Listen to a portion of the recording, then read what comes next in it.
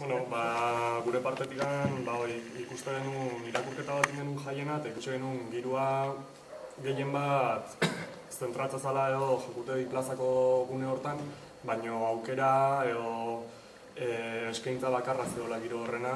Orduan, poistazar bezala hartu genuen iniziatiba bat, gune desberdin bat sortziana, horrela jaietan bigiro eta aukera anitzago edukitzeko jendiantzako, eta gure partetikan txosna batzordeko parte eta koordinazio hortan parte hartzia utzi gabe, pentsatu genuna izan duzan, gure txosna probalekun egolatodin hemen jartzia eta aurreatea da asuntua, eta alde hortatik gure txosna hemen jarriko dugu eszenario txiki batekin, eta hainbat kontzertu eta hainbat ekintza montatuko ditugu hemen karpaz kanpo, naiz eta gero bazkaria eta beste hainbat gauza oraindik ere karpaningo ditugu.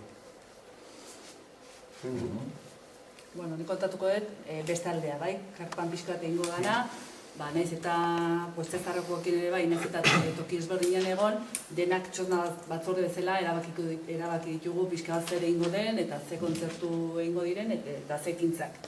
Orduan, printzipioz, hasiko gea pixka bat ostegunean ingo dugu festa txosna irekiera alternatiboa, naiz eta ostiralean izan txupinazoa, eta ingo dugu txosna guztien irekira banaka-banaka. Horrena jungo beha bolatokira, eta gero goikotara, eta 3 txosnak irekiko ditugu. Ez aurten goien 3 txosna gaude, pausoka, asketa eta emape dantza, eta bestaldian, bolatokian, poistazarreko egingo dira. Eta hori pixkat eremua zabaldu indegu, eta pixkat plazara zabaldu. Gero, egun horretan, ingo dugu patata tortilla lehiaketa urtero egiten dana, eta hori ere bai egingo dugu. Eta gero gau hortan da flamenko gaua, aurten txosnen gaia pixkat izango da flamenkoa. Eta dena jendea animatze dugu mozorrotzea eta parte hartzea jai horretan. Gero ostiralean daukagu goiasko jatia, eta gu Egape dantza taldeak aurkeztuko du Urnieta Egapean bideoklipa. Txosnagunean, 8:00 bai. Eta gero, superpotente kontzertua Esne Beltzarekin. Esne Beltzatoreko da ostiralean, nagoen arte ez dago inun anuntziatua, osake, jendetza inguratuko dela, bai hemengoa eta bai kanpokoa. Potentea direlako kontzertuak. Gero, larun batian, bazkaria, Kostiazarreko bazkaria, eta karpan ingo dutela, ez da? Bai. Kontatu gehiago. Bai, beti bezala, herriko eta kanpoko jende guztiantzako irikia den bazkari bat da, tiketak salgai daude Xauxarra Maiur eta Gurian, eta animatzen dugu jendia parte hartzea, normalian gaztentzako gauza bezala ikusten da, baina jende heldua ere ongi etorria dela, nahi duna faltzia.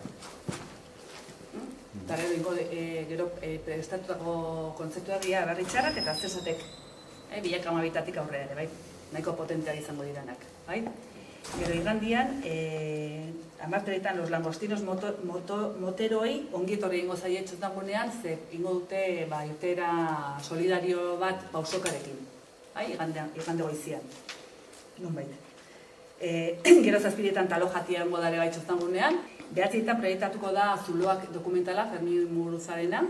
Gure partetikan ekintzak urterokoak izango dira, aldaketa batzuk egon dira.